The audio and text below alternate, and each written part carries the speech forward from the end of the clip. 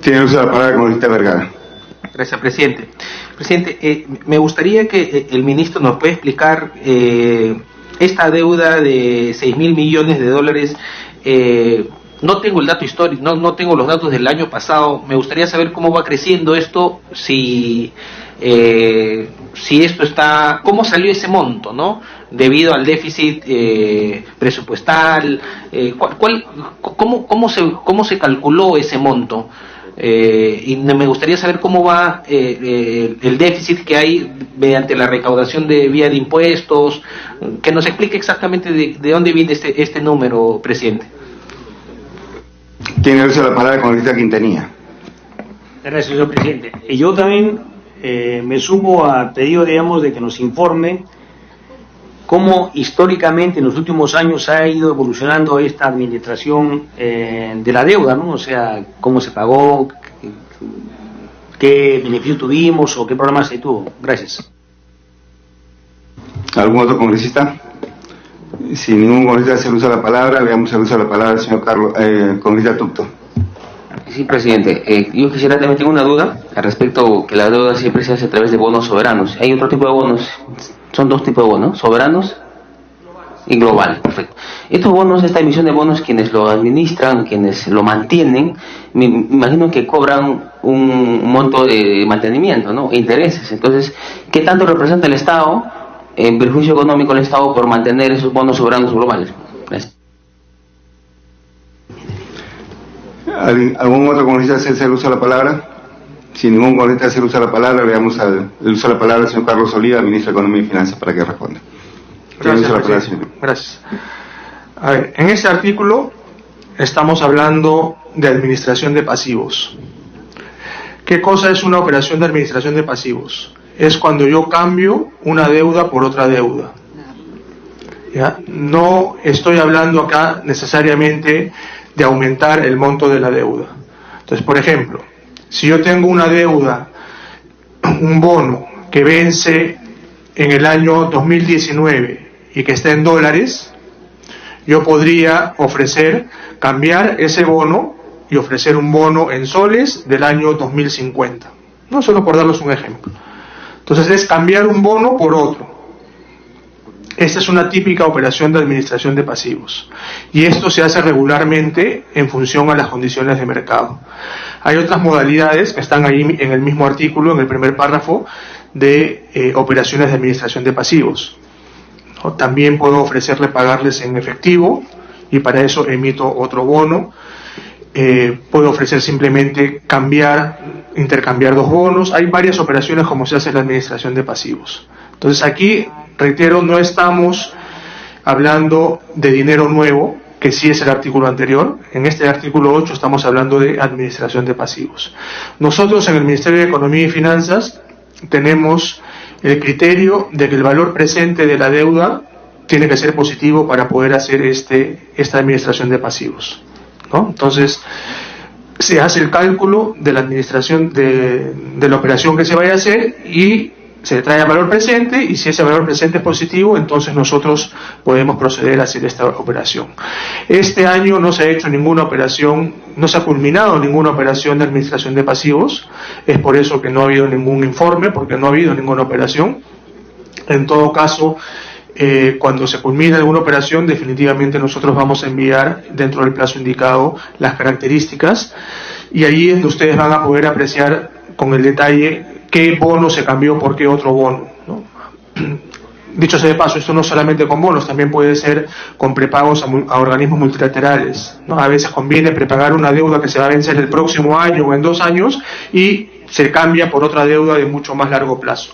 Eso nos alivia la liquidez y son operaciones que hace también, reitero, todos los países para poder manejar mucho mejor la liquidez y no apretar la caja y reducir las inversiones, ¿no? Entonces, básicamente ese es el concepto que está detrás de estas operaciones de administración de pasivos. Habiendo absorbido las interrogantes vertidas por los señores congresistas, a ver, una interrupción al congresista Vergara. Gracias, presidente. Le pregunté al ministro por intermedio de la mesa cómo hallaron ese número. O sea, es porque entiendo que estamos en azul y este es el monto por lo cual vamos a pasar, me imagino, una deuda de corto plazo a largo plazo, una cosa como esa. Pero quisiera saber por qué ese monto. Le damos el uso de la palabra al señor Ministro de Economía y Finanzas, Carlos Ollanta. Allí lo que se hace es una evaluación del perfil de la deuda que tenemos actualmente, ¿no? Entonces, vemos el perfil de toda la deuda que tendríamos que empezar a pagar desde el 19, la más larga me parece que es en el 2055 en el caso de los bonos. Entonces se ve todo el perfil y sobre esa base uno dice cuál es el ideal de lo que nos gustaría administrar en términos de pasivos. Entonces, por lo general uno toma las deudas que están muy pronto, digamos, las del 19, las del 20, las del 21, ¿no? Con la idea de que si se abren las condiciones de mercado, en algún momento yo pueda intercambiar esa deuda de corto plazo por una deuda de más largo plazo. Entonces, sobre esa base de lo que está en el corto plazo es que se calculan estos montos, que son al final un estimado, y necesariamente no significa que lo vayamos a hacer, porque todo depende de las condiciones del mercado. Si el mercado de alguna manera nos dice que el valor presente neto de estas operaciones es negativo, definitivamente no se hacen. Y es por eso que este año hasta ahora no se ha hecho, ¿no? Porque las condiciones del mercado no eran propicias para hacerlo. Bueno, evitemos el diálogo, en todo caso, todas las preguntas que tengan que hacer para no estar en este caso. Tiene la palabra Juanita Vergara. Presidente, creo que las pocas intervenciones que estoy haciendo son intervenciones que nos puedan aclarar el voto, presidente. La pregunta que quisiera hacerle al ministro sin generar un diálogo era, me imagino, ministro, que nosotros, si nos vamos a comprometer a generar, a hacer un prepago o a patear la deuda a un largo plazo, no es que vamos a generar préstamos mediante bonos soberanos para poder hacer ese pago, ¿no? Me imagino que tenemos un superávit. Por eso es que estamos planteando esto, ¿verdad? Es que nosotros tenemos dinero o vamos a tener, lo que necesitamos es mayor liquidez, por lo cual vamos a hacer un prepago, vamos a patear la deuda, ¿no es cierto? No es que vamos a generar préstamo con otro tipo de financiamiento, ¿verdad? Le damos el uso de la palabra al señor Carlos Ollanta, Ministro de Economía y Finanzas. No, efectivamente lo que se hace es cambiar una deuda por otra. Entonces yo, para poder, digamos, retirar un bono de largo plazo, emito un bono de largo plazo, ¿no? Entonces es cambiar una deuda por otra, con la única condición de que el valor presente de esa operación, porque cada uno tiene un precio distinto, que ese valor presente tiene que ser positivo. Pero precisamente es, digamos, cambiar un papel por otro papel, en condiciones que sean ventajosas para el país. Y eso solo se hace cuando efectivamente el mercado está abierto para eso. Entonces el stock de la deuda varía muy poco, ¿no? Casi nada. Y el valor presente también es por lo general muy bajito, ¿no? Son temas que tienen que ver con las tasas de interés futuras, con el precio de los bonos, etcétera. Pero en concepto es prácticamente lo mismo, ¿no? Es cambiar un papel de corto plazo por uno de largo plazo, o cambiar un papel en dólares por uno en soles, ¿no? Que es lo que expliqué también anteriormente, que es la política de solarización de la deuda. Está sobre. Si ningún congresista se usa la palabra, sometemos a votación. Señores congresistas que estén de acuerdo, cierren levante la mano. Señores congresistas que estén en contra, abstenciones, aprobada en forma unánime. Pasamos al artículo 9. Determinación de montos de emisión de bonos. También fue consensuado este artículo. 9.1. Para la implementación de las emisiones externas de bonos a que se refieren los artículos 7 y 8, pero ahora va a variar, va a ser 6 y 7 porque se ha retirado el artículo 6. Así es. Como para la implementación de las emisiones internas de bonos, en caso se utilice un mecanismo de colocación que sustituya el programa de creadores de mercado, mediante resolución ministerial del Ministerio de Economía y Finanzas, se determinan los montos a ser emitidos, las condiciones generales de los bonos respectivos, la designación del banco o bancos de inversión que prestan sus servicios de estructuración y colocación, y las entidades que brindan servicios complementarios, entre otros aspectos. 9.2. Dentro dentro de los 30 días siguientes a la culminación de las operaciones realizadas en el marco del artículo 7 y 8, el Ministerio de Economía y Finanzas informa a la Comisión de Presupuestos, lo que siempre se estila poner, ¿no? Pero sí me comunican que están cumpliendo con remitir la respectiva información. Y a la Contraloría General de la República. Señores congresistas, que se han dado uso de la palabra, sin ningún congresista hace uso de la palabra, sometemos a votación. Señores congresistas que estén de acuerdo con aprobar el artículo 9, se les levanta la mano. Congresistas en contra, abstenciones, aprobado en forma unánime. Siguiente artículo. Capítulo 2. Disposiciones de carácter específico. Artículo 10. Contribución al Fondo Internacional de Desarrollo Agrícola, FIDA, también fue un artículo consensuado. Dice lo siguiente. Apruébase la propuesta de la 11ª reposición de los recursos del Fondo Internacional de Desarrollo Agrícola, FIDA, mediante la cual la República del Perú contribuye con un monto de $375.000 americanos. Bueno, esto siempre se ha dado. Señora congresistas, que se den uso de la palabra. Ningún congresista hace uso de la palabra, sometemos a votación. Tiene el uso de la palabra el congresista Vergara. Gracias, presidente. Quisiera saber qué tipos de beneficios recibe el país a cambio de esta contribución. Le damos el uso de la palabra al señor ministro Carlos Olivas para que resuelva el interrogante. Sí, ahí este artículo, así como el siguiente, son los aportes que hacemos nosotros a estos organismos de los cuales somos socios, ¿no? Entonces, estos organismos, bueno, cada uno tiene sus propias características. En el caso del FIDA, que pregunta el congresista, el Perú es miembro fundador desde el año 1977. ¿no? Ya tenemos más de 40 años que somos socios del FIDA. Son préstamos efectivamente para el desarrollo agrícola.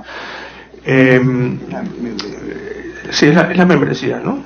Y nos dan préstamos o donaciones o préstamos en términos muy concesionales para el desarrollo del sector agrario, y son montos bastante pequeños, ¿no?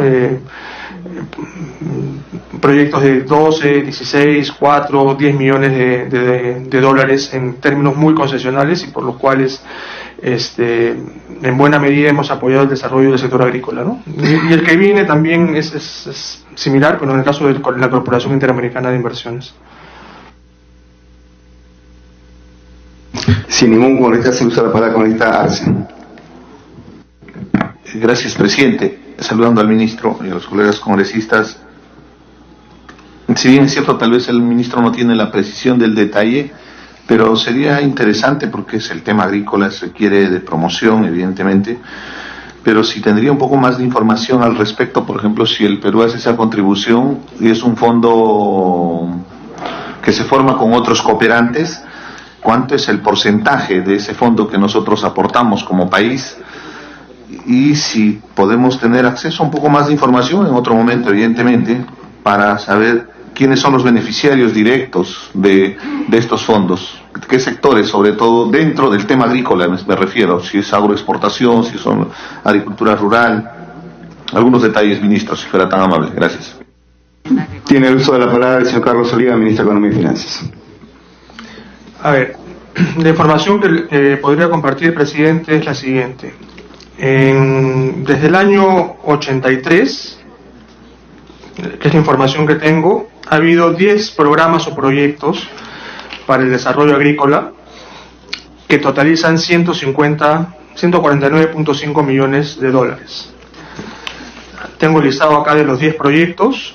Les menciono el último, que fue en el año 2016, el proyecto Mejoramiento de los Servicios Públicos para el Desarrollo Territorial Sostenible en el área de influencia de los ríos Apurímac, N y Mantaro, proyecto de desarrollo territorial sostenible. Es un proyecto que se le dio 28,5 millones de dólares, y el que lo ejecuta es Agro Rural, y es un préstamo a 18 años. Antes de eso, el proyecto en el año 2012, proyecto de fortalecimiento del desarrollo local en áreas de la Sierra y Selva Alta del Perú, también para Agro Rural, por 20 millones de dólares a 20 años. ¿No? Entonces, son proyectos, como les digo, que bordean estos dos últimos, los 20 millones de dólares, y el aporte que se está pidiendo para seguir siendo parte de este fondo son $375.000, ¿no? Entonces el aporte son $375.000 y son préstamos que cada uno llega a los $20 millones, ¿no? Entonces, de todas maneras, yo creo que es conveniente para el Perú que siga siendo parte de este fondo. Estos recursos que vamos a aportar, junto con los que van a aportar otros países, van a servir para que este fondo se pueda, valga la redundancia, fondear en los mercados internacionales y pueda hacer efectivo estos préstamos, ¿no? Entonces, yo creo que es un mecanismo que se ha utilizado hace ya 40 años y que es muy beneficioso para el sector agrícola. Mayor explicación está en la página 22 del dictamen respectivo. Vamos a someter a votación. Señores congresistas que estén de acuerdo con aprobar este artículo, si se levanta la mano. Señores congresistas que estén en contra, abstenciones, ninguno. Aprobado por unanimidad. Pasamos al siguiente artículo. Artículo 11. Pago de suscripción de acciones de la Corporación Interamericana de Inversiones, CCI, también fue un artículo consensuado. Autorizas al Ministerio de Economía y Finanzas a cancelar durante el año fiscal 2019 el saldo de la suscripción de acciones de la Corporación Interamericana de Inversiones realizada por la República de Perú conforme a la segunda disposición complementaria final de la Ley 3374, Ley de Endeudamiento del Sector Público para el año fiscal 2016, y la segunda disposición complementaria final de la Ley 3520, Ley de Endeudamiento del Sector Público para el año 2017. Sí, el señor economista que desea hacer uso de la palabra. Solo se ayuda, pero Sí. Economista Pacori. Artículo 11 estamos discutiendo. Sí, señor presidente, esto es un tema importante, no sé si no me queda claro aún, donde dice se le autoriza al Ministerio de Economía y Finanzas cancelar durante el año fiscal 2019 el saldo de la suscripción de acciones de la Corporación Interamericana, en relación, viendo si son los saldos que se tiene de la ley de endeudamiento del sector público para el año 2016 y 2017. Quisiéramos que podía precisarnos mejor, porque ahí, digamos, hay cierta duda en el entendimiento de cómo está redactado la disposición complementaria, señor presidente. Señor Carlos Oliva, ministro de Economía y Finanzas, tiene uso de la palabra. Sí, gracias. Acá, para aclarar, y es similar al caso anterior, lo que estaríamos pagando en este caso es la cuota que nos corresponde como socios, ¿no? Nosotros somos socios del Banco Mundial, del BID, en el caso anterior de FIDA, ¿no? Y por eso tenemos un número de acciones. Entonces, recurrentemente, estos organismos hacen aumentos de capital. Cuando hacen aumentos de capital, todos los socios tenemos que aportar, ¿no? Cada uno, por supuesto, con su porcentaje de membresía, digamos. En este caso, lo que estamos proponiendo específicamente es poder pagar $18 millones, 18,6 millones de dólares, que es la cuota que le corresponde al Perú, ¿no? Como accionista del lo que ahora se llama BID Invest, que antes era la Corporación Interamericana de Inversiones. Entonces es la cuota que nos corresponde como socios. No tiene nada que ver con los préstamos o las deudas que se pueda tener con el BID o con el BID Invest, ¿no? Y solo como referencia, entre el año 2012 y el 16, en esos 5 años, la corporación aprobó 34 operaciones por casi 850 millones de dólares solamente para el Perú. Entonces, reitero, es muy similar al caso anterior. Nosotros ponemos una cuota que es relativamente pequeña como socios, ¿no? Es el aporte que nos toca, y a cambio de eso tenemos acceso a todas las fuentes de financiamiento. Entonces, en este caso, como repito, estaríamos hablando de pagar la cuota que correspondería a 18,6 millones de dólares. Vuelvo a preguntar. Sí. Ahorita Pacori tiene la palabra. 11. Muchísimas gracias, señor presidente. ¿No sería necesario precisar ese monto de los 18,6 millones dentro de este artículo, al igual que se ha precisado en el artículo 10, señor presidente, por intermedio?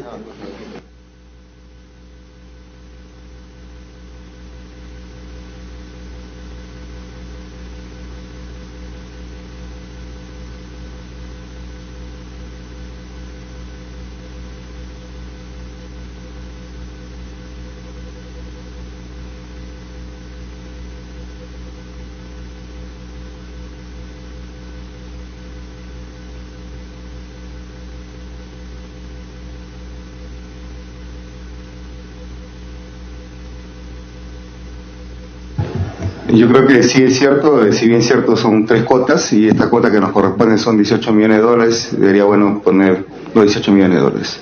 Con esa modificatoria creo que no habría inconvenientes. Porque es la deuda previa, ¿no? Que tenemos una deuda. Con par de pago, con cargo de redacción, en todo caso, señores congresistas que estén de acuerdo con este artículo, No. se está incluyendo 18 millones de dólares y se levanta la mano. Aprobamos.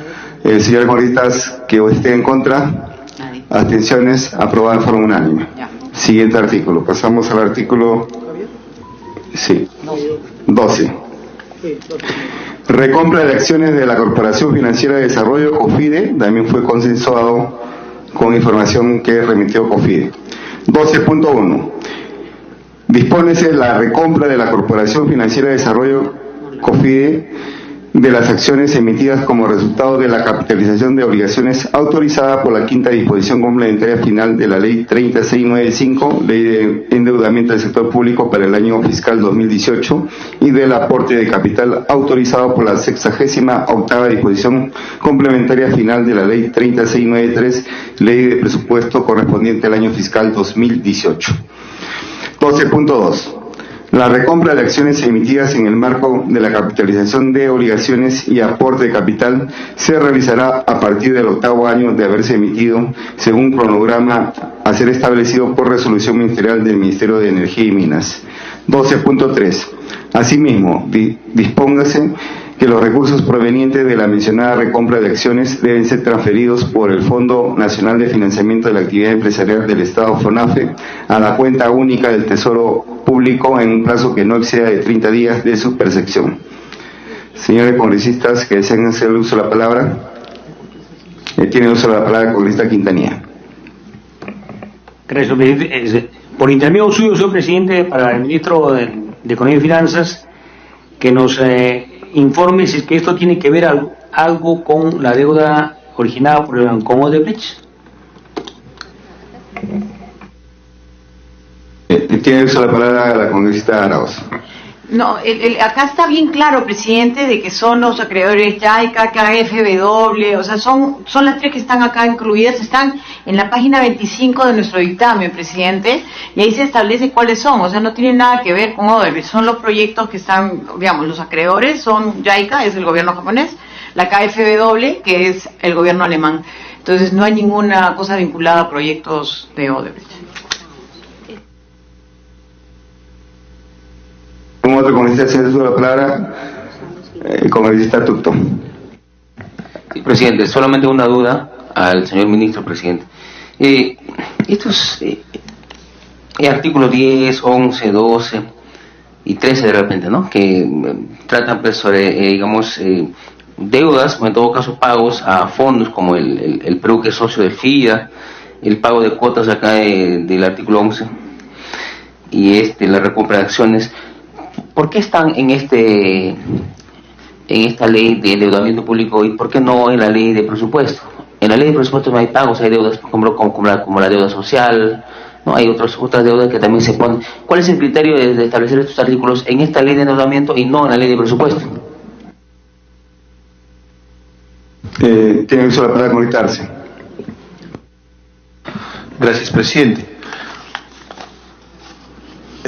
COFIDE es muy importante para el país porque es una fuente de financiamiento para sectores productivos que generan valor agregado en el país. Y sí, ha habido resultados muy interesantes, pero también uno de los cuestionamientos que ha tenido COFIDE justamente ha sido en la cartera de programas que ha ido, de proyectos que ha ido financiando y que inclusive habían deudas. Desde el Ministerio de Economía se está haciéndose algún seguimiento, un acompañamiento a este tema de COFIDE para ver y garantizar evidentemente que esos fondos tengan un destino de la promoción como se estaba mencionando, o todavía hay estos temas pendientes que tiene COFIDE, que específicamente es responsabilidad de COFIDE, pero al ser parte con el tema de las acciones y evidentemente en esa perspectiva de que el Estado impulsa muchas veces estos sectores, ¿qué se está haciéndose desde el Ministerio de Economía sobre este tema, señor ministro, por intermedio de la presidencia? ¿Algún otro congresista desea hacer uso de la palabra? Si ningún congresista hace el uso de la palabra, le damos el uso de la palabra al señor Carlos Oliva, ministro de Economía y Finanzas. Gracias, presidente. Sobre la primera pregunta, lo que hemos revisado en estos tres artículos, en el 10 y en el 11, son aportes de capital. No son deudas, digamos, que se tienen, sino son aportes de capital que estamos haciendo como miembros de estas instituciones. Es por eso que se incluye en la ley de endeudamiento.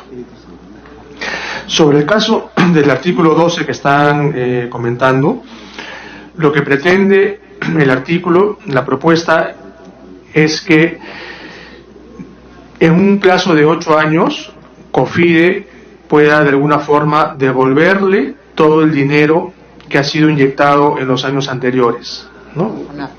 Ustedes en los años anteriores han incluso aprobado algunos aportes que el MEF le hizo a COFIDE, ¿no?, por la situación que tenía, y el plan es ahora que COFIDE devuelva esa plata, ¿no? Y ese es el espíritu de este artículo, y para eso se habla de la recompra de las acciones.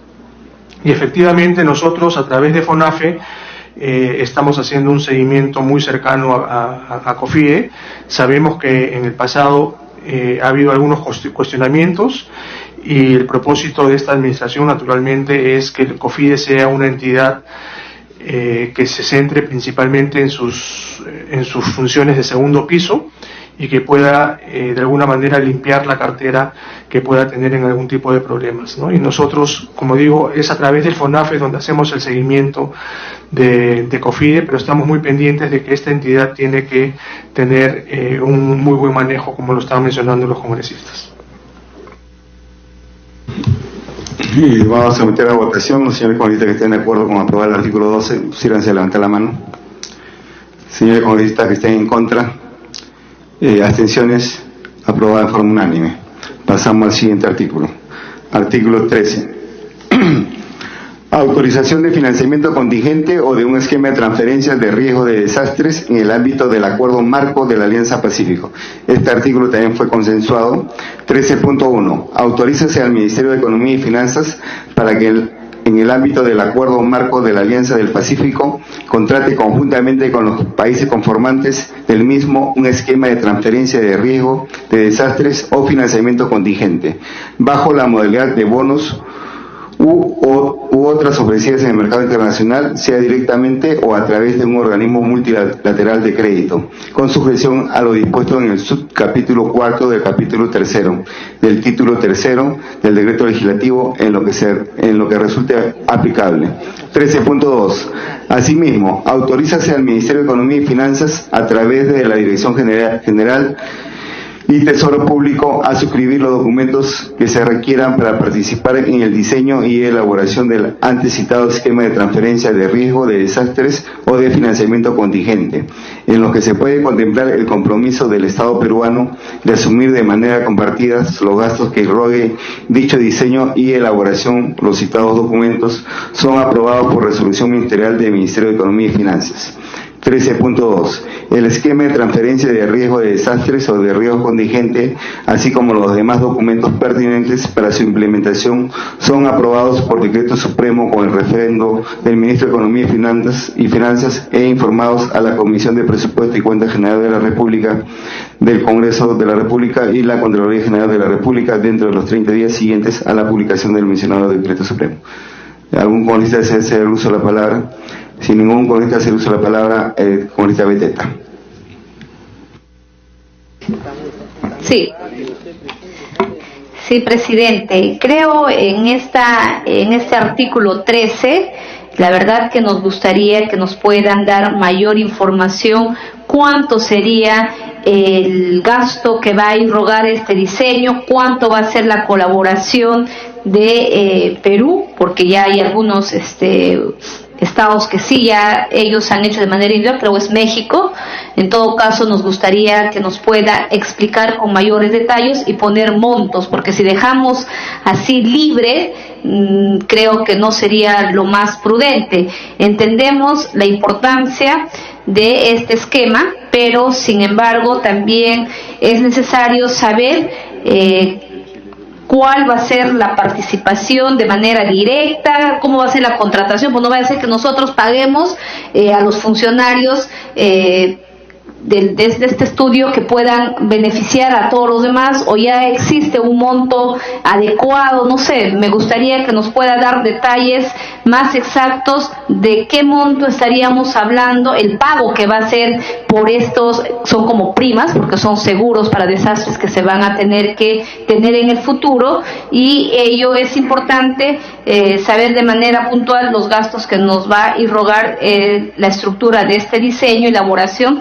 porque no solamente es la elaboración, luego seguramente pedirán una autorización al Congreso para que se les pueda facilitar si se da o no se da esta compra. Es como un seguro, que entiendo que este diseño primero se tiene que confeccionar para luego proceder a la compra de un seguro, y nos podrían explicar cuál va a ser la metodología y el beneficio para el Estado.